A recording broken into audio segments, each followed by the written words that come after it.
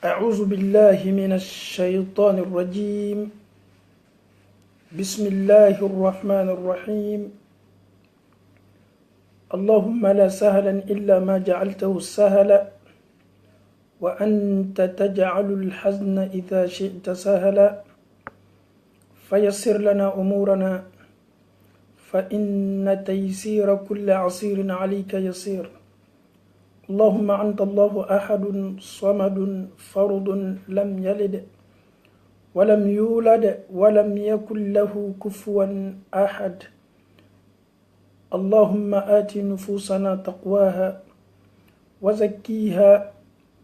أنت خير من زكاها أنت وليها ومولاها. إن الحمد لله نحمده ونستعينه ونستهديه ونتوب إليه ونعوذ بالله من شرور أنفسنا ومن سيئات أعمالنا. من يهده الله فلا مضل له ومن يضلل فلا هادي له. ثم نصلي ونسلم على حبيب المصطفى محمد صلى الله عليه وسلم. نشهد جميعا أنه أدى الأمانة ونصح الأمة وجاهد في الله حتى أتاه اليقين. السلام عليكم ورحمة الله وبركاته. الحمد لله رب العالمين. أنفوني أنبو أنكرو لمن كلاك كلين نبلا كفوني نيا فولي كانياسي أو بلا كفوني ما سلما يا فولي بدنيا فولي سباتي فولي بركة فولي niye foliye alahu taala ye foli min di ala karam manto ma muhammad sallallahu alaihi wasallam kanin ke ala karam manto ka foli kanye nin foli yɛrɛ kɔrɔ ye kisi ye nin foli kɔrɔ ye baraka ye nin foli be komi an be kan ka duwawu di ɲɔgɔn ma ka duwawu kɛ ɲɔgɔn ye sabati ni kisi la. nin foli yɛrɛ ye ɲasigi ye ka alahu taala ka jɔn senimaw ma kɔnɔ a ka arijinaso senimanba kɔnɔ. an faw ani an baw aw bɛɛ la ka foni assalamu alaikum warahmatullahi wabarakatuh. alahu taala yɛrɛ ko kurana kɔnɔ ko ni aw fola foli min na ko aw fana ye foli lasigili ɲuman na. aw ye foli lasigi aw yɛrɛ ye aw ta fɔ ko cogo ɲa ka tɛmɛ min ye foli kɛ. nin bɛɛ b'a yɛrɛ k'a fɔ ko anw ka diina la foli ye ko ba ye kɛrɛkɛrɛni bolo ma silamaya foli min ye salamu ye. ni alahu taala sɔnna an faw ni an baw bi an bɛ kurana sura belebele do cɛma. kurana sura 114 ni cɛma ni alahu taala sɔnna an ye ɲɔgɔn baro suratu ibrahima la. an ye lalilikan caman ye nin sura kɔnɔ. alahu taala kumana ni jɔnw ye nin sura kɔnɔ kosɛbɛ. a ye an ladi nin sura belebele kɔnɔ. a yɛrɛ banna fana ka ibrahima n'a dencɛ ismaila o sabati min kɛla maka jamana kɔnɔ. ibrahima ye duwawu kɛ ko ala dusukun me de ile alahu taala dali dusukun ye ɲasi nin so ma. a ye duwawu kɛ ala ma nin so kɛla yiriden so ye silamaw n'o y'o yɛrɛ lakafo nin so la kɔngɔ ko n'o mina jimilɔgɔ ko n'o mina. alahu taala ye ibrahima ka duwawu jaabi. maka kɛla sabati so ye maka kɛla kɔrɔta so ye maka yɛrɛ kɛla yiriden so ye. ama alahu taala dali nin so belebele ka a tagali la nɔgɔya silama kelen kelenna bɛɛ ye ala m'o kɛla. an bɔla suratu ibrahima la bi an bɛ sura jumɛn na? suratul hijr. nin ye sura belebele do fana ye suratul hijri yɛrɛ kɔrɔ. alahu taala bena an baro adamaden dɔw ka sow adamaden dɔw sabatiyɔrɔw adamaden dɔw ka jamanaw nunu tɛmɛnɛw ka so minnu la. so minnu kisa lamɛnni ka kan ka ne ni aw bila tagasi la. nin sura belebele kɔrɔ le b'o ye ko aw ye tagasi sow ma aw kɛtɔ baro la so minnu kibaruyaw la. samudikaw tun bɛ so minnu kɔnɔ adukaw tun bɛ so minnu kɔnɔ. alahu taala kɛtɔ anw barola so tɛmɛniw la so minnu alahu taala ye o ka ko laban kɛ ɲabɛrɛ ma. ni alahu taala sɔnna bi an kɛtɔ an barolaw le kan an bɛ alahu taala dali bɛnsɛma ɲuman bɛ alahu taala bolo k'o di an bɛɛ la ka fɔ ma alahu taala bolo ala m'o kɛla. an faw ni an baw inshallah an bɛna nin sura belebele damina ko ni alahu taala kumakan bɛ kalan ko an ye a lamɛnni latangali lamɛnni ye. أعوذ بالله من الشيطان الرجيم. بسم الله الرحمن الرحيم. ألف لام را تلك آيات الكتاب وقرآن مبين ربما يود الذين كفروا لو كانوا مسلمين ذرهم يأكلوا ويتمتعوا ويلههم الأمل فسوف يعلمون وما أهلكنا من قرية إلا ولها كتاب معلوم ما تسبق من أمة أجلها وما يستأخرون وقالوا يا أيها الذي نزل عليه الذكر إنك لمجنون لو ما تأتينا بالملائكة إن كنت من الصادقين ما ننزل الملائكة إلا بالحق وما كانوا إذا منظرين إنا نحن نزلنا الذكر وإنا له لحافظون ولقد أرسلنا من قبلك في شيع الأولين وما يأتيهم من رسول إلا كانوا به يستهزئون الحمد لله رب العالمين والصلاة والسلام الأتمان الأكملان على رسول الله محمد صلى الله عليه وسلم أنفو أني أنبوني ألو تعالى صنع أمنني سورة بلبل دمنني ألو تعالى كديه أفهم يلي تلوكو ماكو دينني أو بلاك فن معلم وكلا أنفو أني أنبو ni sura yɛrɛ lajigila ka bɛn kun belebele juman kama lɔnnikɛlaw ye mun kofɔ an ye ka bɛn ni sura ma ni sura sababu nuzulu ala kara ka sahaba belebele dɔ bɛ yen n'a bɛ fɔ a ma ko ibnu abbas a ko muso dɔ k'a tun bɛ seli ala kara sallallahu alaihi wasallam kɔfɛ nin tun ye muso min jogo tun ka ɲi kosɛbɛ donc an ye nin lamɛnni latangali lamɛnni ye donc muso min tun bɛ seli ala kɛra kɔfɛ nin tun ye adamaden sɛbɛba ye donc ale le ko a ka mɔgɔ dɔw ye n'olu bɛ seli ni ala kɛra ye olu b'a nata o ye kɛ sɔfa fɔlɔ la donc n'olu y'a nata ka kɛ sɔfa fɔlɔ la k'o bɛ ala kɛra ye ka d'a kan ni lɔnni bɛ ala kɛra kɔfɛ ale le bɛ kan k'i laseli bɛ ala kɛra ye donc dɔw fana bɛ yen ko olu tun bɛ to kɔfɛ ko n'a ye uruku kɛ olu min bɛ kɔfɛ olu bɛ se a ye la ka d'a kan jamaw kɛtɔ birina mais olu tun bɛ birin jama kɔfɛ ka ala kɛra ye ka ɲɛ kosɛbɛ donc an ye nin lamɛn inshallah kuma jumɛn fɔtɔ ka bɛn ni aya ni sura belebele ma an b'a damina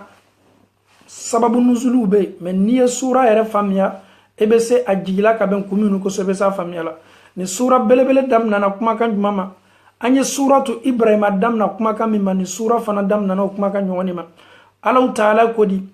alif lam ra kumakan saba alif lam ra ni kumakan saba ko k'a fɔ ne ni aw ye n'an sela ka kɔrɔ sɔrɔ nin na n'an sela ka alaw taala ka laɲini yɛrɛ yɛrɛ faamu nin na an y'a lɔn k'a fɔ ko lɔnni min an na a lɔnni t'an na karamɔgɔ t'an bolo min bɛ se nin kumakan saba kɔrɔ fɔla an ye alaw taala n'a ka masaya le ka nin kɔrɔ lɔ a kɛtɔ mun fɔla nin kɔfɛ kumakan min fɔtɔ nin kɔfɛ o b'a yira k'a fɔ ko kumakan gbili ne fɔtɔ a k'a ka tɔgɔmasiri kumakan gbɛlen dɔ bila fɔlɔ kuma dɔ ɲɛfɛ min kɛtɔ fɔla aw ye aw y'a lɔn k'a fɔ ko kumakan fitini tɛ kumakan belebele le o le kosɔn a k'an ka lɔnni dɛsɛ yira an na fɔlɔ k'a yira an na k'a fɔ ko an ye adamaden ye anw tɛ se lɔnni lɔn na donc kumakan min fɔtɔ nin kɔfɛ aw y'aw jante nin kumakan na alaw taala ko di تلك آيات الكتاب وقرآن مبين الله تعالى كوكو قرآن آية ale Allah Ta'ala ka aya minnu bɛ kan ka kofɔni ni aw ye a bɛ kan ka anw yɛrɛ kibaruya ni ayaw le la Allah Ta'ala ko k'aw y'a lɔn k'a fɔ ko kuranna aya min bɛ kalanna su ni tile aw tolo b'a mɛnna wajibilikɛlaw b'a fɔ la aw ye su ni tile aw b'a lamɛnna sedew la Allah Ta'ala ko nin ye kitabu tɔgɔmaseriw ye nin ye kitabu ayaw ye Allah Ta'ala ko k'a ye kitabu min kɛ wa Qur'an a y'a kɛ kalanfɛn ye mubin Allah Ta'ala ye minnu kitu fɔ ko ɲuman na cɛ ka kan ka tila ɲami a y'o ko fɔ an ye ka ɲa ni muso cɛ sala ka kan k'a yɛrɛ kɛ ɲami furu yɛrɛ bɛ sa ɲami ma Allah Ta'ala ye nin bɛɛ ko fɔ an ye sura dɔ bɛ kuranna kɔnɔ n'a bɛ fɔ a ma ko suratu talaq Allah Ta'ala ko kuranna ye kalanfɛn ye mubin kuranna min kitu bangeni bɛ ja furu yɛrɛ tɛ sala manamana kan jani furu sala fɔrɔ cɛ ni muso ka kan ka karo 3 kɛ muso b'a ka so kɔnɔ jana ye muso gɛn ka bɔ silamaw kuranna nana kana nunu ne détail di ama an y'an yɛrɛ ma ɲininka furusa man di adamaden foyi ye mais muna Allahu taala bena furusa yɛrɛ kiti yɛrɛ ko fɔ ne ni aw ye ja ne ni aw ka hɛrɛ b'o le la ne ni aw ka kunnadiya b'o le la misaliya bolo ma muso n'a cɛ fɔna ɲɔgɔn kɔ shetana ka fanga sɔrɔ 2 bɛɛ kan o miiriya nana mun na o le furusa ye donc Allahu taala ko hali ni furusa nana aw ni ɲɔgɔn cɛ a tɛ sa ten dɛ aw bena ni seereya tilenni 2 ye fɔlɔ min bɛ aw ka furusa témoigner muso fana tɛ bɔ so kɔnɔ dɛ muso bɛ to so kɔnɔ fo muso ye karo 3 kɛ ka da mun ma muso ne ye kɛlɛla muso bɔla mɔnɛ ka muso labɔ tuma dɔ muso kɛni bɛ ka harjigɛni bɛ la e t'o kalama muso yɛrɛ fana tuma dɔ a t'a kalama muso ye bɔ e ka so kɔnɔ dɔrɔn ko furu sala ka taa yɛrɛ ye cɛ wɛrɛ ka furu la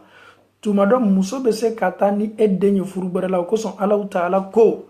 furu fana bɛ sa ni kitiw le donc Allahu taala bɛna détail di adamadenw ma ka d'a kan Ala le bɛ anw na anw ka ɲɛnamaya ka kan ka kɛ cogo min Allahu taala le b'o bɛɛ fɔ ne ni aw ye donc nin ye kiti senimaw ye ni saya ye mɔgɔ sɔrɔ cɛ ka kan ka tila ɲɛ jumɛn ma cɛw ka kan ka nin yɔrɔ jumɛn sɔrɔ musow ka kan ka nin yɔrɔ jumɛn sɔrɔ Allahu taala ko kuranna ye fɛn ye fɛn min kitiw ka seni a bangeni bɛ dogo foyi t'a la namara tɛ nin ye kiti gbɛni ye Allahu taala bana ko di rubbama yawaddu alladhina kafaru law kanu muslimin e kiyamalon Allahu taala ko mɔgɔ minnu bana o ma Allahu taala kumakan lamɛn wajibili tun b'o ma komi n'i ye sɛgɛ ta k'a bɔn kan walama ji kalama ko ninnu bɛna nata kiyamalon law kanu muslimin hali ni anw tun kɛla silama ye ja anw ta tola bi gbalo ma o ye jɔnw ye mɔgɔ jumɛnw kɛtɔ nin kumakan fɔla an faw ni an baw an ye hakɛ to an ye nin yɔrɔnin lamɛn mɔgɔ min ma sɔn k'a yɛrɛ mabɔ duniya la ale y'a ka ɲɛnamaya bɛɛ kɛ n'a ye mɛsi dɔ bɔ a bɛ dɔ don mɛsi minnu yɛrɛ tun bɛ k'ale kunna mɛsi minnu yɛrɛ sɔngɔ tun ka gɛlɛn n'a ye lakolonbɔ dɔ kɛ bi sini a kɛtɔ fani min bɔla ka taa n'a ye kɛnɛma o fana ka jugu ka tɛmɛ a ye min don kunu ale k'a ka ɲɛnamaya bɛɛ kɛ o le la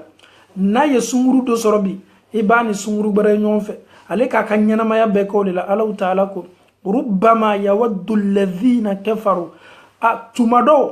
a kɛtɔ kɛla mɔgɔ minnu kafiriyala Allahu taala ma k'o to dugukolo kan n'o y'i ban kiyamalo o kɛtɔ bɔnɔkan belebele min fɔla law kanu muslimin hali n'a sɔrɔ aw tun kɛla silama ye mɔgɔ minnu banna olu tun o kɛtɔ an natala kiti kɛnɛ kan hali ni anw tun kɛla silama ye an faw ni an baw Allahu taala banna ko di dharuhum ya'kulu wa yatamatta'u Muhammadu o toyi o y'o diyanen kan bɛɛ fɔ dharuhum o toyi ya'kulu o to ye dumuni kɛ o y'o sagona dumuni kɛ dugukolo kɔ kan wa yatamatta'u a to y'o yɛrɛ dagamu bikanw sogow la o ye dagamu bɛɛ kɛ Muhammadu o toyi o y'o yɛrɛ diyanen ko bɛɛ kɛ dumuni ko diya o y'a kɛ o fana y'o yɛrɛ dagamu dugukolo kɔ kan wa yulihimul amalu o ka ambition jan minnu b'o la miiriya jan minnu b'o la miiriya min kɛni bɛ k'o laɲina saya kɔ o to yen ka d'a kan o ye duniya ta k'a bila o kunna ni min m'a fɔ ko ne kɛtɔ bon belebele dɔ la ne kɛtɔ nin kɛla Allahu taala ko Muhammadu o to yen o ye dumuniw kɛ o sagona dumuniw kɛ o to yen o y'o yɛrɛ dagamu o y'o yɛrɛ diya min diyal'o ye Allahu taala ko wa yulhihimul amalu o ka nata min m'o kunna sɔn n kɛtɔ nin sɔrɔla n kɛtɔ nin kɛla o bɛ kɛ sababu ye k'o laɲina Ala kɔ o b'o yɛrɛ di o ma subhanallah Allahu taala banna ko di ni ninnu y'o yɛrɛ laɲina ka bɛn o ka natabaya ma ka bɛn o ka ambition ma ka fɛn kɛtɔ nin kɛla n kɛtɔ nin sɔrɔla fasawfa ya'lamun Allahu taala ko londo ninnu kɛtɔ ale Allahu taala ka koɲa bɛɛ lɔnna a ka layiru minnu ta o ye o y'o yɛrɛ laɲina Allahu taala ya ko kelen kelenna kɔ donc o to y'o ka dumuniw kɛ o to y'o yɛrɛ diya ambition minnu b'o la o kɛla sababu ye ka o ɲina Ala ko kɔ Allahu taala ko londo o kɛtɔ tiɲɛ lɔnna londo o kɛtɔ Allahu taala ka layiru lɔnna Allahu taala banna ko di wama ahlakna min qaryatin Allahu taala ko a ma so tɛmɛna a ma halaki labori so foyi kan a ma halaki labori village foyi kan a ma halaki labori so dungo mɔgɔw kan jana yo halaki jana ye jangata lajugo kan Allah ta'ala ko di illa walaha kitabun ma'lum. Allah ta'ala ko ni tieni warala sosola ni ya ale Allah ta'ala ay sonin toy ala ka lomin jate si ka fo ko sonin keto halakila somo keto halakila no lomba na sela lolo fo to bo place la donc ni kuma ka me kanga fo Allah ta'ala bula ka kidem belebele imantun chema ni minu ko te tieni dabla ni minu ko te jenaya dabla ni minu ko te ala sobaraw dabla a muhammada utoy o yo yere daramu o ye ko ke ko min ko dia nunu kakan ka lon ka fo ko manton temeno nye olu manton fana halakila Allah ta'ala bolo mais Allah ta'ala ka dane bla olu ka halakila Allah ta'ala ka wati le di oluma no wati fana sela Allah bo be halaki Allah be kanga kuma ni muhammadu ye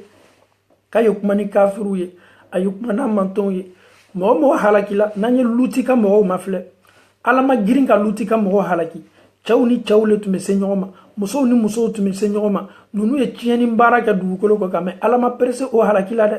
ayaka kiden luti blaka ye kuma no ye luti ye nunu wele nunu ye luti ka kuma kam naka ake galonye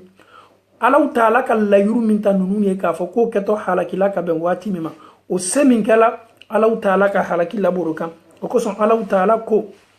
nunu toy o yo diane ko beke o tigini metubula o to foila ala soko o te foila ala ta'ala ko mimma o be kan goleke o sigini yere be farafina nunu te foila foka daili masoro haramun bonda kon o lu nyana ka foko ala nyinani moko ala ko kama nyino ko de ala ko ka kanime ka wati dole bla o ka wati nya no bana sela ala ta'ala ko ka totoy kaliman yakun madi ambela ka fon ma ala mo kala ala ta'ala ko ma tasbiqu min ummatin ajalaha ala ta'ala ko wama yastakhirun ala ko kuna perla lolo kanunu halaki ni aperla wati kanunu halaki aka dele min fo do te fara dele o ka do fana te boala aketo kala segoni min eri mina segonu jano yese ala ta presede a ere fana te do boala kuma te ko ka do faraka wati min nunu kakanka halaki wati min meleka be na chikana nun nimna na sela do te faraka do fana te boala ni yella lili kam belebele ka bo Allah ta'ala yoro ka di mantuma ka yira auna ka fo ko mo temena aunye o ka na utunga bolani aunye o ka dalu fanga tunga boni aunye o ka sew fanga tunga boni aunye nunu do tu metama sani tapi urujika mais Allah ta'ala mako sela o malumi ayella yurumin tawye doma farakan doma bo Allah ta'ala nunu bela ka foni halaki neni e fana an sona amason an fana ala kanime ka londole jate sigi neni e ka nyanamaya labano ye na sela dote farakan dote bo ala keto leri min ko fola keto leri kalima nyako madi ambela ka foni ma ala mo kala slamaw kafuru ye jabit madi ala karamani kuma kambe ko fe wa qalu ya ayyuha alladhi nuzila alayhi dhikr kafuru ko muhammadu min tun kanime ko wole kana ala kuma muhammadu min ko ala le ka ci kana uma o ye musoro ka fo muhammadu damateme bonda kono innaka la majnun muhammadu ete foye fo fato muhammadu min nana kana obo filila nunu sela ka kuma kamin soro ka fo an ka cidema ko fatole o ye ala kera kuma kan jabi ni fatoye o ere bana ko di law ma ta'tina bil malaikati in kunta min as-sadiqin ko nasoro etunye cidenye kana awma mo min tun kakan kana awma cidenya bolma otume ke melekawe kada ka melekaw ala yo ludan olute kuberla ka ala taala batu ni ciden tun kakan kana ni cideni nali tun kakan melekaw le tun kakan kana an wajibi eye adamade ko mi an mese sona e ma chogodi ni misaliya be ko mi yebe demi soro ni limanya yere makila idendo yena kana kabi illa dila ki blasla nyumaka e keta fola me e bola ne yerella e be na kuma nyanya ne tese valeur soro la kuma kana kasoro dendo be se bolila o ka ala nyana senya be se bunyana niye o yere be si wolela kata ala koma o be si samana kitibla kandas laka ateka ka foko no nkoro kele wala man doni ne wala man ka kabila mogole kada kan femi bolila a chama na ete valeur ba soro lola al na yi wole a cha ne an ka dilon nen ni be dem senya ka nyon fe ina e dem senya ka nyon fe ina e adama de ka nyon fe me na yi wole kana sebes laka alon ka foka kuma kan ta iboloko labara onna fale kabuima katme ambaye mo kele wala man doni ne ntese kuma kan ta laka labara o ko son Allah taala ko Muhammadu ma nunu kuma kan ko Muhammadu na di ala Allah taala ye patu men lanali ke anuma melekale la na soro itunye tuan fola ye an tume se tuguna o le kuma kan ko o yo kuma kan fo nunu bana ko di ma nunazzilu al malaikati illa bil haqq Allah taala ko kwale kam melekaw tillaji nindu kolo ko kan o jigitoni tuani Allah taala kan yamariyale nunu kafuru kanime kam melekaw ka jigi prononcer tolombolo manyami melekaw be jigi du kolo ko kan ni tuani ni Allah taala kan yamariya melekaw te jigite parce que kafuru ya natala ko ye jigi Allah taala ko ka yo bo aw miriyala am fawni ambaw Allah taala bana ko di wama kanu idhan munzarin donc no bana kala alu tena kala kono ni bawo chema kadaka au kal lanyini yemi ko Allah taala e meleka uchi kana au ma do yara tuma fa Muhammadu ni lani mi yara la an ya ala afaye meleka uchi ka an jangata komi ken me ka jangata kuma fo sunni tele afaye jangata la ji an ka wala manadi ala ayo Allah taala e meleka uchi kana ama Allah taala ko kwa miriya tete Allah taala te meleka u lajigi du ko kan au kuma kan ko son meleka u be jigi tuane la au kanime ka binta ta ko yina au ma au ya au miriya bo ula Allah taala bana ko di inna nahnu nazzalna dhikra wa inna lahu lahafizun ni yeslama bela ka funinta aya min foto Allah taala boloni ako qur'ana ni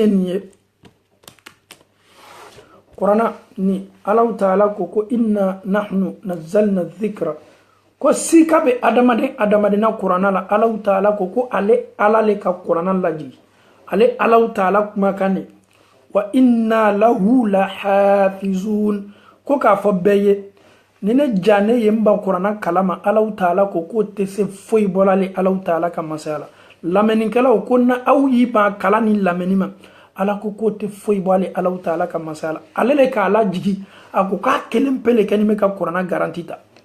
na di ala dunya na kono fembe o yo Qur'ana be fara nyon kan ka jeni mais Allah taala ko Qur'ana kuma kan keto sabatila dugukolo ko kan alele ka Qur'ana laji ale Allah taala le fana me Qur'ana latanga slamaw an ka Qur'ana defan o ma Qur'ana defan o an ka Qur'ana latanga o an ma Qur'ana latanga o Allah taala ko alele ka kuma kan laji dugukolo ko kan ale ala le garani ale ala le Qur'ana défenseur slamaw Allah taala bana kuma na slamaw kan yoroni me kafuru yanya Qur'ana ta ka sabote wala ma me minu ye Facebook kan o be Qur'ana ta ka ke fenye ka fen kunta ulama neni e o kelete neni ema abedigi neni ela me Allah taala ko neni awma kwalele ka Qur'ana laji ale kelempele be Qur'ana garantita slamaw wallahi aya ni me en rappel ko belebele dola Allah taala kuma kani anya mafle toroya mi melala slamaw kambi doya ma mi slamaw kambi slama kurundo be slama ya to ta ka chienu ke ko be to chen la slamaw ka mo kanime ka slama ya binya gberema me obenata minu kanime ka slama ya kele minu kanime ka slama ya jasi obenata jama mi medola slama ya la kuma kan ko fo le kacha ebe adama don décourager ko dole la ko kanana ikanime ka dina min sabote ikanime ka dina min la fen sugu bela ka fonima wallahi Allah taala ko aw be ni bela ka foni ke me Qur'ana la tangali ali Allah taala li slamaw anye bilan ma fle wati be sansa mo mi medo slama ya la tuwabula ya wole kacha tuwabu kele minu kanime ka sabote ka la ko sugu bela ka fonima mo lu yere fe mo le be kan ga do ala an yɛrɛ fɛ silama den minnu bɛ murutila ma mais o bɛɛ n'a ta jamaw bɛ farala ɲɔgɔn kan waati bɛɛ kana don silamɛya la an y'a lɔn k'a fɔ ko diina ni garanti bɛ Alahu taala le bolo ne ni e ka ma dɛmɛ o ne ni e ma diina ni ma dɛmɛ o ala ko diina yɛrɛ symbole ba ye Qur'ana min ye ale ala kelen pele lɔ ni bɛ Qur'ana garanti la ha an faw ni an baw kumakan ba le b'o ye dɛ kumakan min kɛtɔ sabatila dugukolo ko kan fo ka se duniya ba ma o le Qur'ana ye kumakan min labasani t'a la wuya t'a kɔnɔ nɔgɔ t'a la o le Qur'ana ye an faw ni an baw an ye Qur'ana mafilɛ tɔrɔya min bɛ lala silamɛya kan diina min bɛ kɛlɛla bi ni dugukolo kan ni diina bɛ silamɛya i ma silamɛw ye birimani fagali sugu bɛɛ bɛ kan ka la o kan k'o kana multiplier jamana kɔnɔ ka jamana minɛ olu la birimani anye fagali sugu be dengerenu be mina ka faga mokorobo be mina ka faga fagali sugu be anya ye o yambade silamaw fagali sugu min laburo kan birimani kada mun kama ko silamaya kana denzen mais an fawni ambaw Allahu Ta'ala kani aya belebele lameni ko nini aw bolo anyan dusukun suma ni Allahu Ta'ala sona foyti an ka dina la kuma kan labanye minye wallahi min kali Allahu Ta'ala la nibe masami bolo toroya mi lalat silamaya dina kambi na nyasina dina ma dugukolo ko kan o dina beta fayti la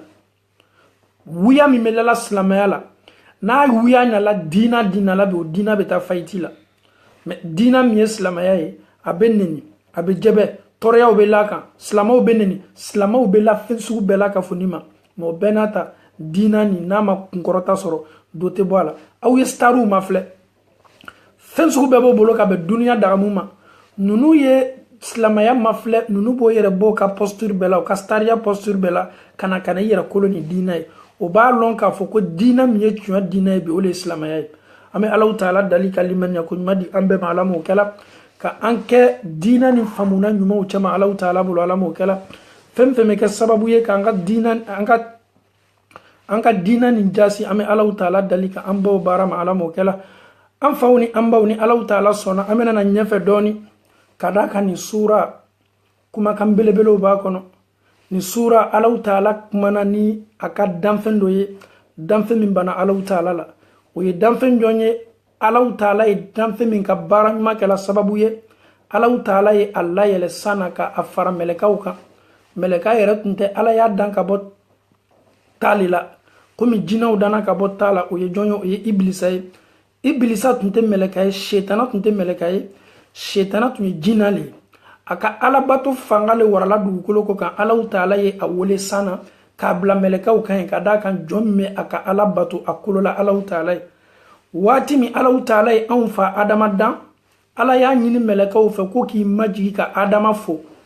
keleya nana hasidiya nana lo yoroba mi male bolo sana Allahu Ta'ala ya le dan ka bo tala aye adama dan ka bo bogola ale be se diana nyaguma maka sujuru be fenye femin dana ka bo bogola yar la bayana na hasidiya nana no o kala ka ben joma o ye an fa ye mi adama ye shetana ko ka te dianya sima melekaw kaba ko yala dan fe mese Allahu Ta'ala sosola nyaguma maka fo alama kunte Islamo ani Allahu Ta'ala kuma kaname Allahu Ta'ala ko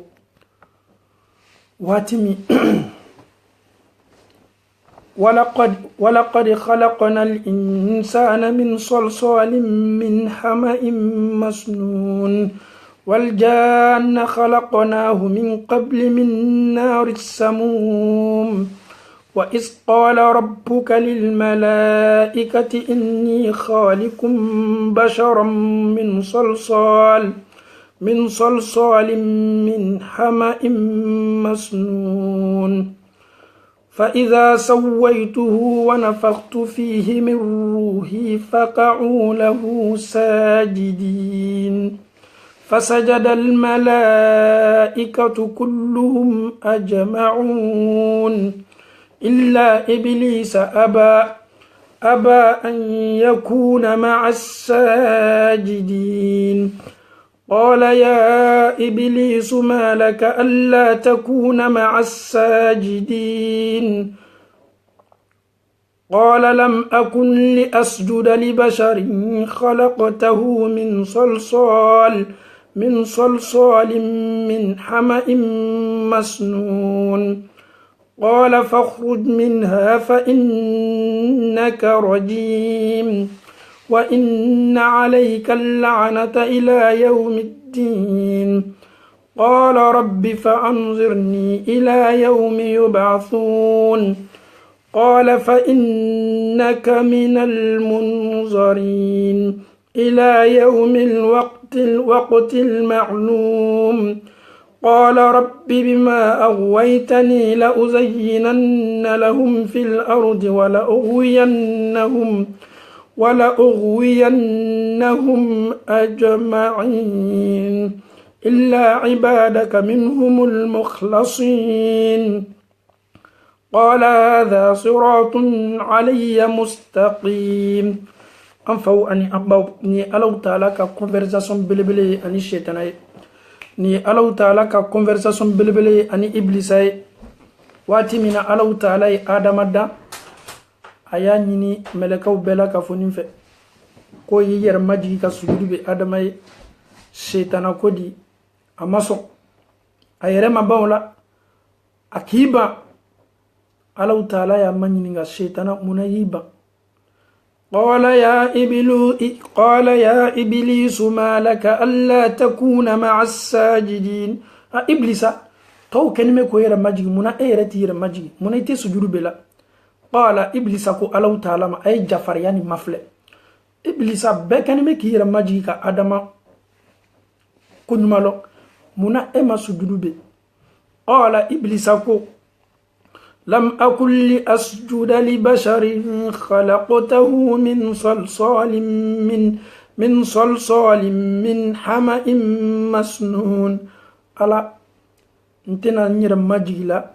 دانفني يدانف من لابن كبو بوغولا كبوغو نوني فولو كجيكه كا نوني كبان كبوغو بلاي بوغو كواتيكه بوغو دولانيونا كاكه بوغو جاراني كبان فانا كا ادماتا كا لابولا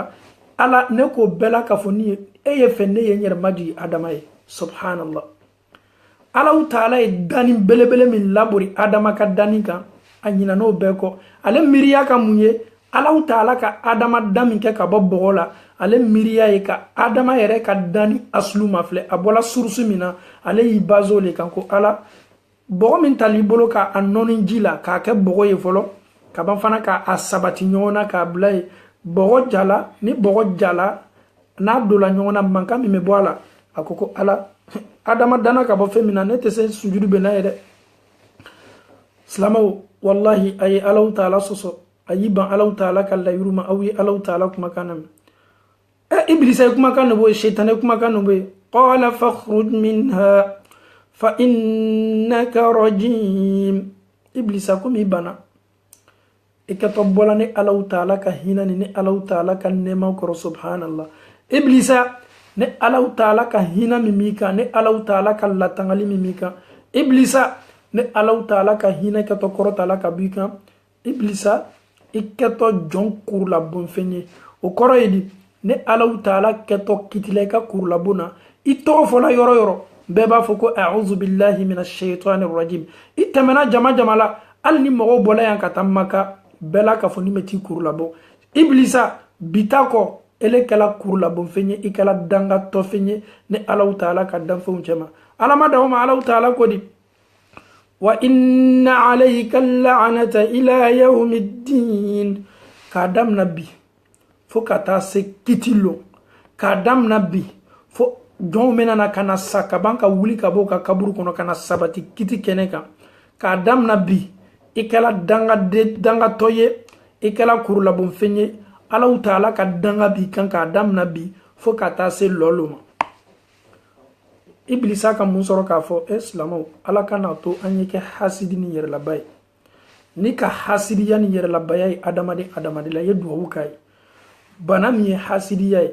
banam ye yer labay ni jogo belebele fula be sabatila iblisa la aka adam na muma folo wole ale valeur ka bo ale yere maji fenye femi dana ka bo bola o ye folo aflana Allahu taala ye loyoro mindi adama ma o kelale ma hasidiya bara belebele ni jogo belebele fula be sabati lala am fawni amba dunya la tiga fendo ye ala be se loyoro do dila adama dendo ma londo fo o ye beyle mali o ye dia eye ni kite fe ka Allahu taala ka here mingi aka jondo ye nele ko kite benoma ibi yera tore ka dunya la tigela ibi yera sincho gubala parce que tant que ni keto tila mo yela ni saurala ni keto yela kaira min kala Allahu taala ye ka dama tant que ni ebo ye bi ni yera tore ibi ka dunya la tigela gbala yera ma Allahu taala ye alla diani femie ete so bola bolo ka da kan dam masale ka dama donc shetanaya kunamboya dam nana muma yera la baya to masere muye ni kamo moye foli ka gbala lema ale ta boy yer la jamais ka konga foli ke yer la baya to masere bado boy majigi to masere do yemunye kana afrika sani moy adamade jomi kaf sani jomi Allahu taala le kolo ni ka adamade ni mo mi kelela be mo mi kelela ni mo mi te bena la moindre des choses ni n'a tigi ka ɲɔgɔn ye a ye foli kɛ ni ka mɔgɔ ye ale ko ale le ka fisa ale ye fɛ mɔgɔw le ye kɔn k'ale fo tɔgɔmasiri juguba le b'o ye ka silamɛw tanga ka bɔ ma ala m'o kɛla hasidiya fana ye mun ye ni Alahu Taala ye i baden i silamaɲɔgɔn i kokɛɲɔgɔn ni Alahu Taala ye hɛrɛ dɔ ɲasi a ma i jija hɛrɛw yi a diya i yɛrɛ ye kira ko sallallahu alaihi wasallam fa inna di kulli ni'matin mahsud ko hɛrɛ bɛ kɛ adamaden ye nɛɛma bɛ kɛ adamaden ye ko nɛɛma nin kɛtɔ hasidiya la an faw ni an baw n'i ye donfani ɲɛnama dɔ san n'i ye samara ɲɛnama dɔ san n'i ye borifɛ ɲɛnama dɔ san ala kɛra k'i ma k'a lɔn k'a fɔ ko hasidiya b'a kɔfɛ o kɔrɔ ye di a tɛna di ala bɛɛ ye dɛ ka da kan hɛrɛ min bɛ e bolo nin n'ale y'a ye k'a fɔ o ɲɔgɔnna t'ale bolo a bɛ n'ile ka hɛrɛ kunbɛn ni hasidiya ye o kosɔn ala kɛra ko sallallahu alaihi wasallam ko ista'inu ala qada'il hawaij bil kitman ala kɛra ko sallallahu alaihi wasallam ko aw y'aw jija aw ye aw ka hɛrɛw aw y'a datugu k'a kɛ sutara bolo ma ka da kan ni aw y'aw ka hɛrɛ bange ka sɔrɔ a ma dafa ka di aw ma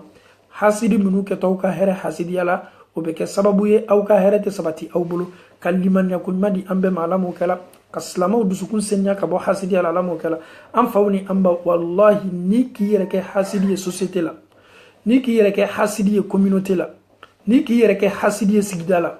bɛɛ la ka fɔ ni bɛ sabati e bɛ to tɔɔrɔya le la ka limaniya ko ɲuman di an bɛɛ la ka fɔ ni ma Alahu Taala bolo ala m'o kɛla an bɛ Alahu Taala dali bɛnsɛma ɲuman bɛ ala bolo k'o di ne ni aw ma ala m'o kɛla an faw ni an baw aw bɛ hakɛ to dɔɔni insha Allah.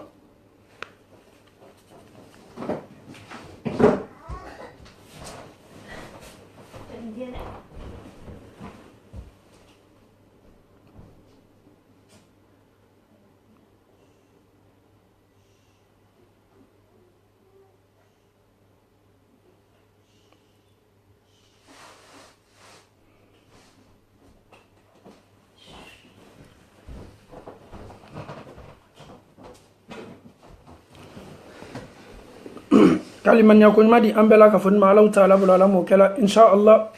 hasidiya bana min ye a cɛ ka juguba le ko ni hasidiya miskala zarati yela mɔgɔ min ka baara la kiyama lo k'i bɛ se bɔnɛ i ka baara bɛɛ la ka silamɛw tanga ka bɔ hasidiya ma ala m'o kɛla ka an seniya ka bɔ nin baara ma ala m'o kɛla setanala defo belebele kɛla mun o ye yɛrɛlabaya ye lɔni tɔgɔmasiriba dɔ ye mun o le ye majigi ye ni bɛ lɔni ɲini sila kan i ye lɔni ɲini majigi bonda kɔnɔ ni ala y'i jidi ni lɔni fitini min ye a lase majigi bonda kɔnɔ mɛ ni e y'i yɛrɛ kɛ lɔnikɛla ye subhanallah an faw ni an baw aw ye jangaro belebele nin ma filɛ e bɛ adamaden dɔw ye nin dugukolo kɔ kan o ni silamɛw sigini bɛ waati dɔw la o bɛ wajibili kɛra silamɛw kun seli waati bɛ se sela an y'a ye chaînew la o ye garibu dɔw ma ɲininka kalanden dɔw ma ɲininka subhanallah wallahi munna olu tɛ seli ko ka karamɔgɔ fa k'o ye k'a kɛtɔ ka seli kɛla silamɛw karamɔgɔ fa bɛ se aw ka seli kɛla cogo di silama karamɔgɔ y'a f'i ye ko hali n'i ma seli ko hali y'i ka seli kɛ a lɔn k'a fɔ ko setana fitini min bɛ dugukolo kɔ kan cɛ min y'o f'i ye o le ko min ma sabati kuranna la a ma sabati hadisa la a ma sabati ala kɛra ka janɲɔgɔn la adamaden bɛ s'a fɔ la e ɲɛna cogo di ko ni e ma seli k'ale kɛ e ka seli bɛɛ la ka fɔ nin kɛ ele fana min sigi o kan kan Alahu Taala ye hakili ni raison min dilen ma a bɛ min mɛ jɔnw kɛlen bɛ ka nin mun kɛ bi o le ye muri karamɔgɔw ye mori karamɔgɔ seli waati bɛ se o ma ko tɛ o bɛ nin fɔ ka mɔgɔw ye ka limaniya ko ɲuman di an bɛɛ ma ala m'o kɛla ninnu kumasiw an bɛ a hakililajigi k'a la ka da kan ni k'i yɛrɛ sɔrɔ jamakuru cɛ ma ni mɔgɔ min ka nin kumakan sugu fɔ i kana a lamɛn ka da kan a kɛni bɛ ka a yɛrɛ sagona kan de fɔ an ye ka limaniya ko ɲuman di an bɛɛ ma ala m'o kɛla Alahu Taala ko setana iblisa danga b'i kɔ fo ka taa se kiyamalon na ala y'a ma ɲininka sa iblisa i ye fɛ ni Alahu Taala ye sara jumɛn d'i ma ka bɛn i ka bato baaraw ma silamɛw Alahu Taala tɛ jɔn to ɲɔgɔnna dɛ setana ye Alahu Taala sɔsɔ a fana ko ala a diɲɛnaw ma ala fana y'a kɛ dangatɔ ye mɛ o bɛɛ n'a ta Alahu Taala ko k'a ka sara min kɛ a ka baara min kɛ a ka labato min kɛ fo k'a sara d'a ma le subhanallah masa min ye Alahu Taala ye wa ma ana bizallamin lil abid ala ko k'a tɛ jɔn foyi to ɲɔgɔn a y'o fɔ setana ye setana ko di qala rabbi fa anzurni ila yawmi yub'athun ala fana bɛ min ɲini fɛ i kana saya laburu ne kan ye ne to yen folo fo dunia laba ni bɛɛ bana bɔla waati min ne nimina o kɔfɛ ye sijan di ne ma a ka ala dali sijan de la ala kana saya labɔra kan ale bɛ récompense kelen min kɔ ala fɛ o le ko ka ale si janya fo ka taa se dunia laban ale y'o sɔrɔ qala ala ta'ala ko fa innaka minal munzarin iblisa ye sijan min ko fɔ ko k'i yakaroya k'e to yen meno o accordier subhanallah ala ta'ala fana aya kumakan islamu ala ta'ala muna ala ye nin kɛ iblisa tɛmɛna ala bato camana ala ye nin to ile ka mafle est ce que atena yɛrɛ lasigi ala ta'ala ma ko ala yafa ma nye yɛrɛ la baya min kɛ fili le kan sɔrɔ parce que ate sa fala ko shetana le dora ale la ale yɛrɛ ye shetana ye non ala fili le kan sɔrɔ min min ɲini fɛ ye yafa ma ko ala nye fɛ le ye ɲakaroya ye n to i kɔfɛ i kana saya laburin ka jona ye n kɛ jɔnw caman jɔn min bɛ sa bɛɛ kɔfɛ ala fana ko a ma ko iblisa n tɛ t'i to la ye komi i k'a fɔ ɲa ma ila yawmil waqtil ma'lum fo ka taa se loma lomi ala ta'ala kɛni bɛ ka lomi dansigi k'a fɔ k'a kɛtɔ ni bɛɛ nana ni bɛɛ kɛtɔ nana ni bɛɛ fana kɛtɔ sala kɔfɛ ni bɛɛ kɛtɔ kununa ka taa lɔ kiti kɛnɛ kan ala fana ko a ma ko setana kɛ t'i to la ye ila waqtin ka taa se loma al ma'lum ne ala ta'ala ka lomi jate sigi i ni minalo na ha silamaw ni kabako ko belebele jɔn bɛ se ja gbɛlɛyala ɲa juma ma ka nin kuma sugu kɛ ni ala ta'ala ye masa min ka danni kɛ danfɛn bɛɛ bɛ kan ka masa min bato ele ni masaw le bɛ kuma na on dirait ni filan setana tun b'a yɛrɛ degré la tun b'a yɛrɛ place la place min ka bon ni place bɛɛ ye mun k'o kɛ lɔnni tun bɛ setana la ala ta'ala ye lɔnniba d'a ma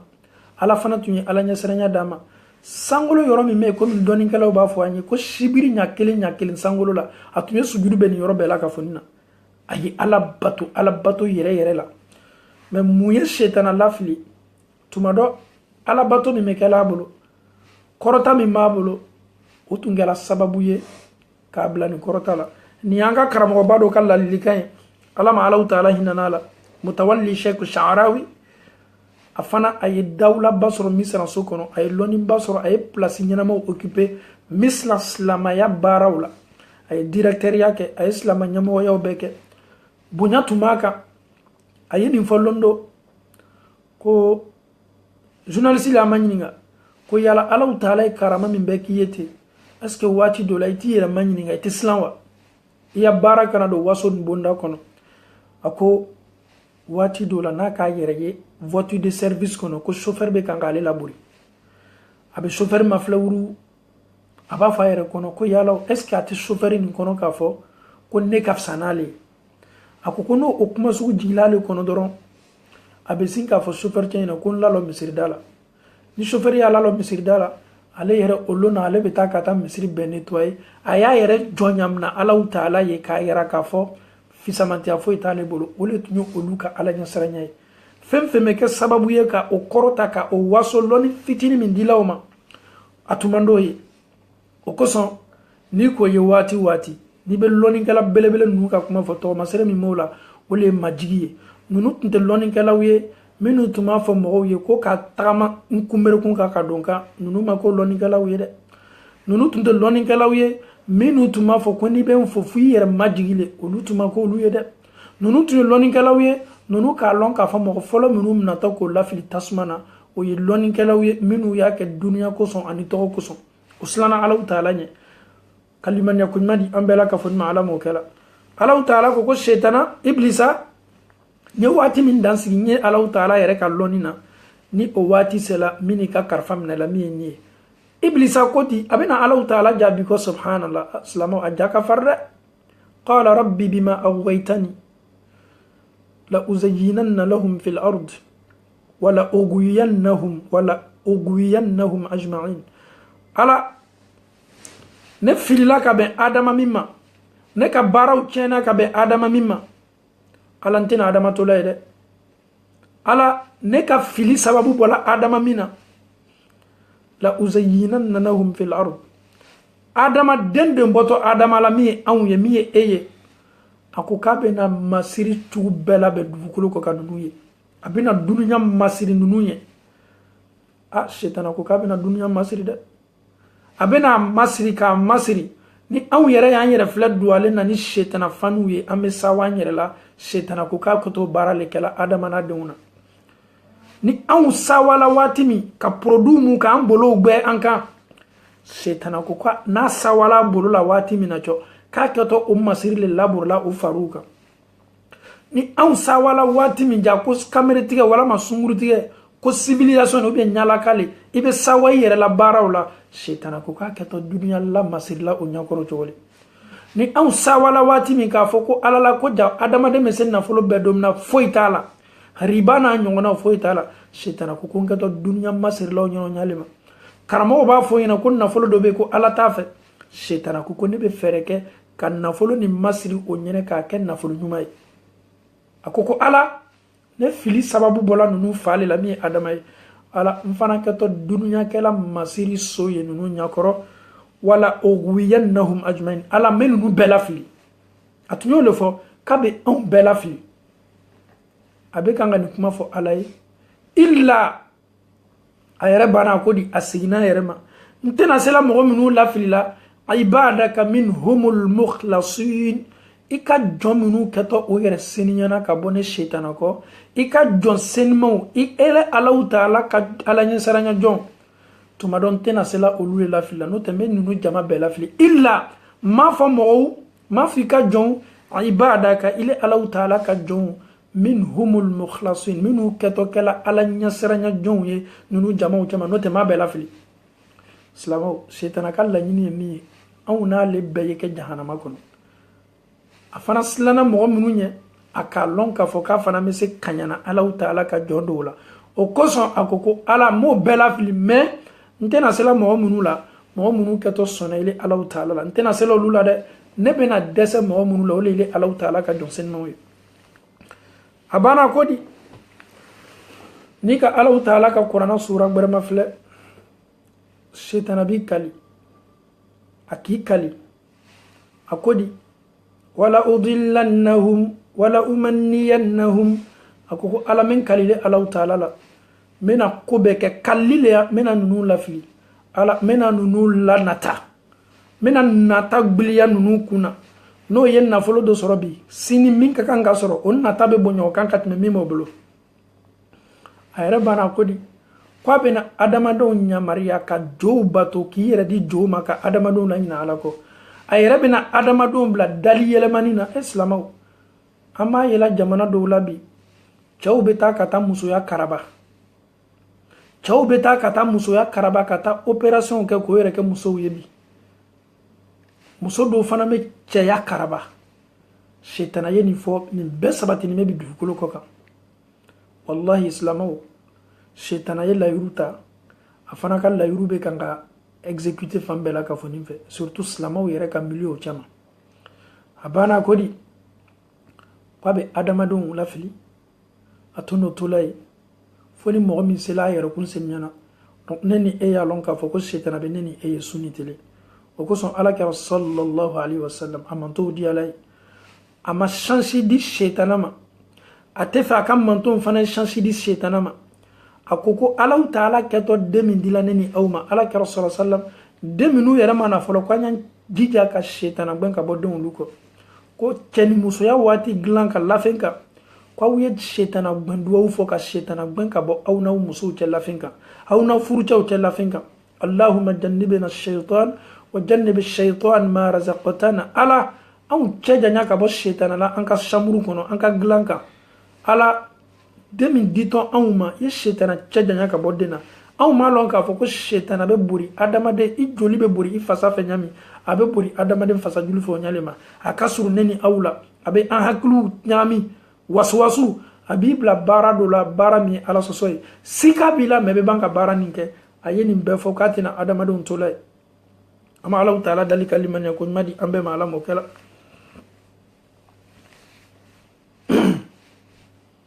alaw taala ko qala hada siratun aliyya mustaqim ni silaye kana ne alaw taala ma silamin teleni mede inna ibadi laysa laka alayhim sultan illa man ittaba'aka min alghawin shaytan tisa foy kala ne alaw taala ka jonna daluya t'i bolo ka koko olu la fo ni mɔgɔ min tuguni kɔ olu kɛtɔ kɛla mɔgɔ filiniw le ala ka suwa to anu ni shetana bolo ala fana ko k'a ye anw kɛ karama fɛn belebele a ye suwa to an bolo ni shetana y'i lafili o tɛ alaw ta ala ka lafilili ye dɛ n'i yɛrɛ bali a ma alhamdulillah n'i yɛrɛ cɛ janya ka bɔ a ma y'a lɔn k'a fɔ alaw ta ala ko wa naha nafsa anil hawa ele sela k'i ni kɛlɛ ka bɔ i ni diyanɛ fɛnw ma shetana y'a nata k'a b'i lafili mɛ i ma diɲɛ an faw ni an baw alaw ta ala ko shetana e bɛna mɔgɔw lafili mɛ i tɛna sela ni alaw ta ala ka jɔnw lafili o daluya t'i bolo fo ni mɔgɔ min k'a dabɔ a kama ka tugile kɔ ka tugu i ka fili baara kɔ o fana bɛ kɛ fili jɔn ye ka fara ile kan alaw ta ala bana ko di wa inna jahannama lamaw'iduhum ajma'in shetana bɛ bin f'i ye mɔgɔ minnu kɛtɔ tuguni kɔ ile n'olu bɛɛ la ka fɔ ni wa inna jahannama aw y'a lɔn e fana y'a lɔn ko jahannama lamaw'iduhum ajma'in ko jahannama le aw bɛɛ ka rendez-vous laban yɔrɔ ye mɔgɔ minnu tɔtɔ i kɔ ka tugu i kɔ ka diɲɛ i ka kɛwalew ma k'i kumakanw labato alaw ta ala ko sara foyi tɛ e shetana n'olu bolo rendez-vous belebele min bɛ aw ma kɔnɔna alaw ta ala fɛ yen o le ye jahannama ye alaw ta ala ko i n'i ka jamaw minnu tugu t'i kɔ rendez-vous min bɛ k'aw ma kɔnɔ o le ye jahannama ye ala fana bɛna jahannama kofɔ shetana n'a ka gurupuw bɛɛ ye wa inna jahannama lamaw'iduhum ajma'in laha sab'atu abwab likulli babin minhum juz'un maqsum aw dɔtɔ jahannama min na ala bɛna jahannama kofɔ aw ye laha sab'atu abwab ko jahannama n'aw m'a lɔn jahannama ye donda principal belebele 7 jahannama donda o ko bonda belebele 7 likulli babin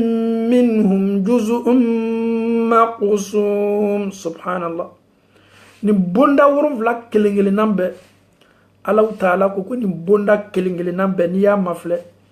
i bɛ taa bonda gbɛrɛ sɔrɔ ni kelen-kelenan bɛɛ kɔnɔ n'i y'a bonda fɔlɔ ye o bonda composé ni bɛ ka taa bonda caman ne subhanallah mɔgɔ minnu ka kan ka don bonda nin fɛ ni jɛnɛyakɛlaw ka kan ka don nin bonda le fɛ ni jɛnɛya bonda o porti caman bɛ nin bonda kɔnɔ mɔgɔ minnu ya jɛnɛya yɛrɛ dama tɛmɛna olu fana ka don yɔrɔ bɛ nin bonda principal côté fɛ mɔgɔ minnu fana ta tun ye walimusow ka jɛnɛyaw ye olu fana ta tun ye nin ye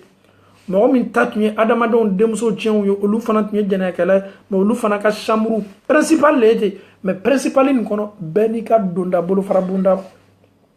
alaw taala ko laha sab'atu abwab ko jahannama bonda principal ko bonda belebele 7 le likulli babin ni bonda kelen-kelenan bɛɛ la minhum ka bɔ jahannama bonda nin na juz'un tilan yɔrɔ le juz'un ni yɔrɔ le maqsum yɔrɔ minnu tilan-tilanin bɛ an faw ni an baw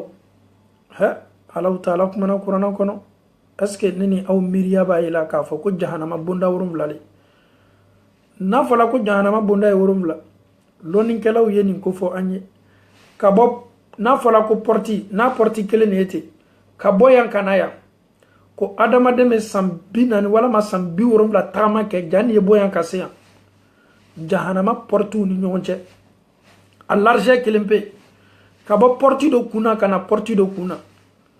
duniyana kɔnɔ fɛn bɛɛ bɛ se nana lɔla porti nin na hali aw tɛ embouteillage kɛ mais alaw taala ko laha sab'atu abwab likulli babin minhum juz'un maqsum ko a bonda kelen-kelenna bɛɛ tilanin bɛ bonda 7 ni a kelen-kelenna bɛɛ n'i y'a ta i bɛ taa tilan yɔrɔ caman sɔrɔ a kɔnɔ silamɛw b'a yira k'a fɔ ko mɔgɔ minnu bɛɛ dotɔ jahannama kɔnɔ bɛɛ fana n'i ka baara degré n'i ka porti le mɔgɔ minnu ka kan ka don porti numéro 1 fɛ n'olu bɛ don porti numéro 1 na olu yɛrɛ fana ya groupe ni ɲɔgɔn cɛ hakɛla ɲɛ adamaden dɔw ka kojugu ka bon ni dɔw taw ye ni aw dɔ la minnu ka kojugu degré ka bon ni nin ye olu bɛ taa nin porti misɛnnin min bɛ belebele kɔnɔ ninnu fana bɛ taa yan ninnu bɛ taa yan ninnu bɛ taa yan porti belebele kelen mais n'i donna a kɔnɔ bondaw ka ca a kɔnɔ alaw taala ka laɲini de b'o ye kalimanya ko madi ambela ka funma ala mo kala kaslama utanga ka bo jahannama ni lado lima ala taala bulu ala mo kala an fawni an baw qur'ana la ni ala taala kuma kame wati nabe jahannama man kutu adama don dusukun mesla adama don be joro adama don me yele janyo be surunya me masala taala hina masale na ye gbalo ko fo yoro na ye toroya ko fo yoro na ye jangata ko fo yoro e be banga ala taala abena fana ka don sen mawni ala nyasra nyaw laban yoro ko fo nyine ala taala ko di innal muttaqina fi jannatin wa uyun ادخلوها بسلام آمنين ونزعنا ما في صدورهم من غل إخوانا على سرر متقابلين لا يمسهم فيها نصب وما هم منها بمخرجين الله تعالى أو منو كان ميكا قرآن لما سنة تلي أو منو دسكون مثلا الله تعالى أو منو فتاوني أو كتاو بي على نسرنا فتانا كتاو أو منو بوي أو يربالي على سوسما سنة تلي أو منو تمجوما سلاوكا أو يجوما يكاتويكا أو دسكون كلو الله تعالى أو منو سلاكا أو توني على نسرنا بلبل بندا كونو أو منو سلاكا سراني الله تعالى كدي على كوكو كافو أو يقرآن كونو إن المتقين في جنات وعيون على كوكو على نسرنا جون قلبي أرجنا سولي كونو سمنو الله تعالى كنمي كاكا كو سوي كو جوبي برا كونو واتي بي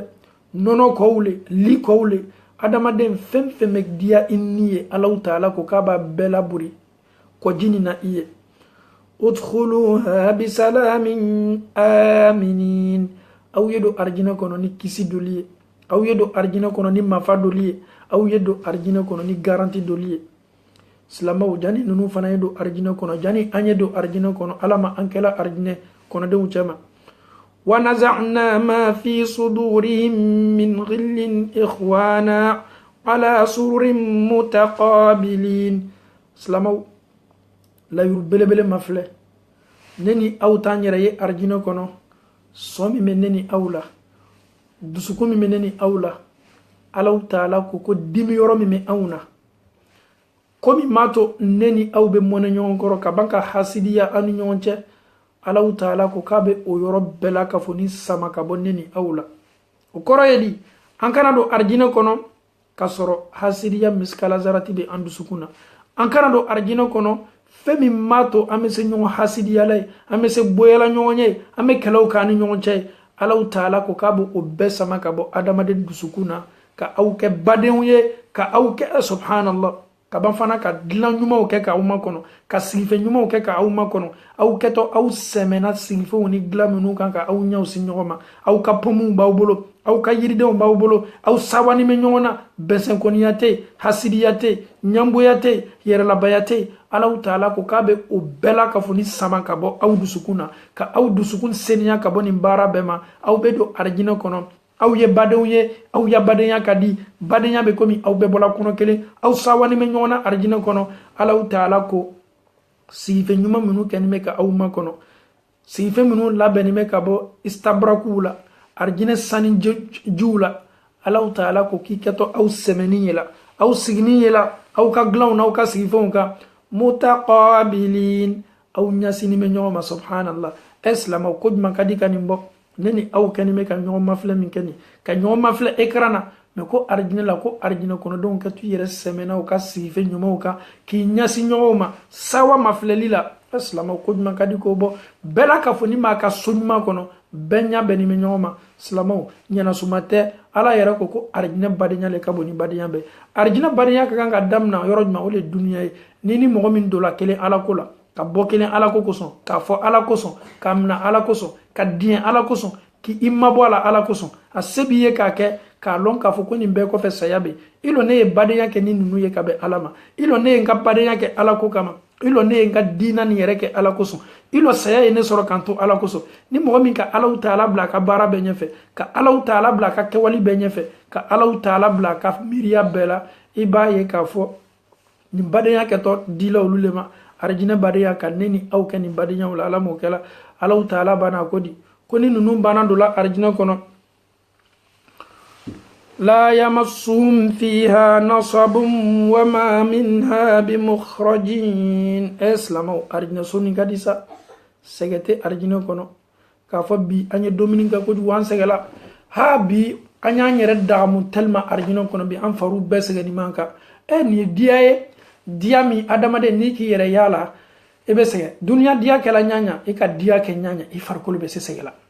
domini duma ina kana dima a kalte bela ka foni ni ka dumunya duma ibe fay fare yere be banga sege ka Allah taala ko arjina kono ana dia bambali ko nunu te toroya foy soro o yere la ala yere ko fana ko bolite arjina kono a dia do ye muye toroya te awkan a dia bambali do ye muye a bebla aw be kuna ka fo kuna dola kono kuda ile bolitala kaliman yakun madi ambela ka fo ma Allah taala bolala mo kala ama Allah taala dali arjina ye soye Allah taala ye somi laben ka jonsen mo makono ame Allah taala dali ka neni aw ka arjina di neni aw ma Allah taala bolo ala mo kala am fawni ambaw Allah taala koko nabbi ibadi anni ana al-ghafurur rahim wa anna azabi huwa al-azabul alim ونبئهم عن ضيف إبراهيم إذ دخلوا عليه فقالوا سلاما قال إنا منكم وجلون قالوا لا توجل إنا نبشرك بغلام عليم أنفو أني أنبو ني قصة منك كان كما إبراهيم كيساك من أمنا لدوني نيني يروني الله تعالى إبليسك كوكوفاني شيطان الله تعالى جابكما كمنا نني إتولو دولا أكاتونا نني إتولاي an fawni an baw musulakaw meshi minu be dola aw bolo aw ya lon ka foko aw ye shetana ka duwawu jabi aw munu be namara war dom na sunintile an ya lon ka foko an ye shetana ka wolili jabi ako ka be bela fili atena sala mo munu la mo munu bunu redi Allah taala ba emi me jena yala sunintile allon ka foki keni me ka shetana ka wolili jabi emi me mo tonyona ka slama bonyo bolo allon ka foko shetana ka wolili ya jabi Allah taala ko kabe aw bedu jahannama kono ako shetana mo munu tutu ko kitena sala nunu ere la filla foni mo min ka daba kama ka tuko shetana mo munu tutu ko ne Allah taala fana tenya sin foy blala aw ye fo jahannama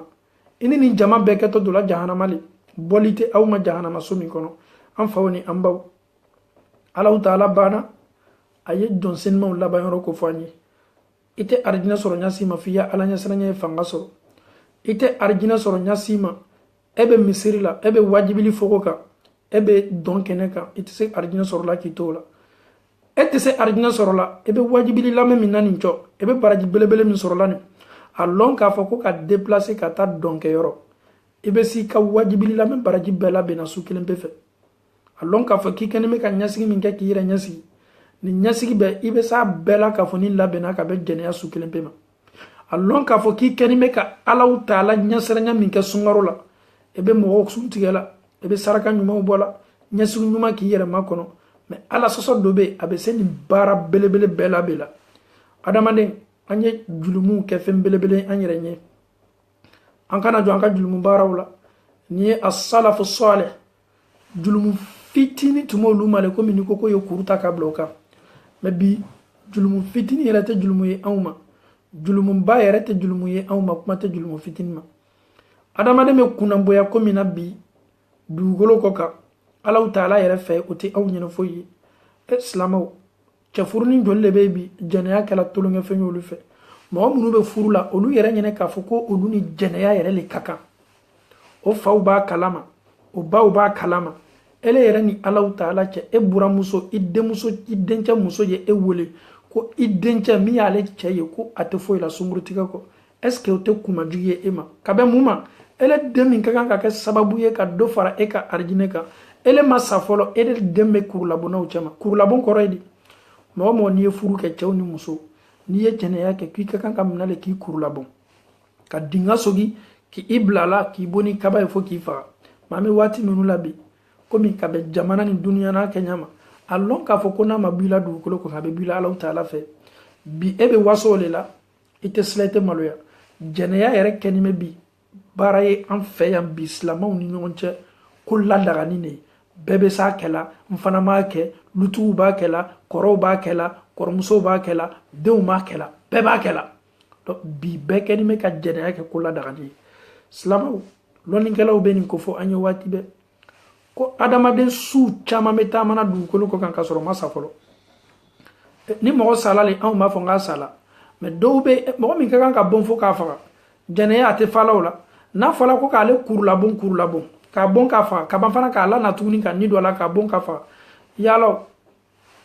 muso babolo ado yerebe muso kelen fila sababo bolo mo benata be jene yala islamo no sala ebe mo ye laji sala aw be kasi minani o ye kasi belebele laji sala kumi me laji ma ko no fanga ka bona be muso aw ye duwo ke aw furu chaw aw ye anikele adamaden shetana kana fanga soro aw ka miriyaw la muso min bi bolo so kono ani betala kata minu jeneya nunu be muso kelene ni bano blale ka nyana mayala ite sege me kumfa ne be ela naka muso ye anatani mako naka muso ye foko le do ale no che me ele ke to bara min kala ni bara yere segon kelempe ko eye jon kuna go chama Allah taala fe ebe adama de nyoluli la ko fe abada ba kama kanimbeke ko fe ba ya be burkata hijila islama on kenime ka hiji ke dernier recours li ala so bara bela daga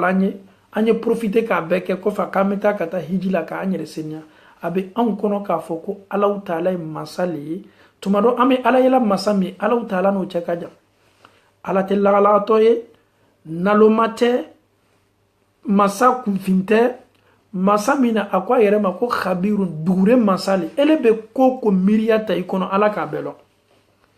islamo ele ni Allah taala che mo ka wali muso ebe kan ka mo ka wali muso jeneya ele ni Allah taala che ni ele taala hijila ele ni Allah taala che karamo ka finyene karamo ma finyene ele ti iyere kum manyini nga folo ye mo mi muso jamfa ye mo mi tromper a muso la ele ka bara nyuma bele blato kiamalo karama sira ni muso tume nyon fede atunte fo ile muso jeneya ko atunte fo ila i muso ani muso le tume nyon fe komi mo ma ba kalama ne Allah taala le ko do ni mansay aka suni aka selina aka hijini aka bara nyuma befle ni tata ya bwala salama obena munetoy atina foi tole kuna ngoya kala jonta ele ka ke ka fo ki ki anima sebiye ka ke ye ajamfa musola furu jolle bebi chekeni me ka fo ko dendo ya tay ka sura ere jolite o ka chade ni kinu bela ka fo ni fese la kiamalo ha atoto mune ma jahannama le ke to fala wallahi islamau an kan son jahannama be fa an man son jahannama be fa nunu bela ka fo ni me fese ala kara yara ko hadisa la sallallahu alaihi wasallam man nuqisha alhisab uziba koni mo fese li koroidi ni mo ka dossier checker la ki ka dossier vérifier ki ka dossier mafle point par point ki be jangata islama bi islama choban disi bogole la je suis un garçon pire j'ai l'argent mais c'est nimbekala mi yere ka juna be minu be botunkana minu be bo Europe na Amerique kata farafina carte de msonu tetoy furumuso tetoy tuwabula titiri mi moka desa mi me musola ka kan farafina obo yere latemoma alon ka fo che chama metala farafina ka la chaya a tetala farafina la diama musoko le bo blalala do yere be ni olube komi awye ya fama komo olu nyengene ji yere minimele musoko koso femfenye muso na le ya yekaba miriad mamena le kuna fo ale ni muso ye kenyon fe islamo inyina na ko kelengo ni muso kadi alon ka foko Allah taala muso nyimo ke kinyasi arjino kono kabanka muso nunu tano kabanka muso nunu ko foye ko adama de maso ma folo jina maso ma ali soso masi o farika ele kanime ki disi bugo ni muso niye ambola to bula fone emblan ko alon ka foki inyona chama fana temena muso kelo ko nyalema ele bi disi bugo la muso miya ko la inyona che chama fana temena o nyalema donc alon ka foki kini kuna boya du ko ko chafurunu chajana ya kelaw wallahi aw ya lon ka fo ko sununu be dola aw bolo selimunu be dola aw bolo aw kabara nunu be se chena ka be aw ka jana ya barawma a se bɛ ye ka a kɛ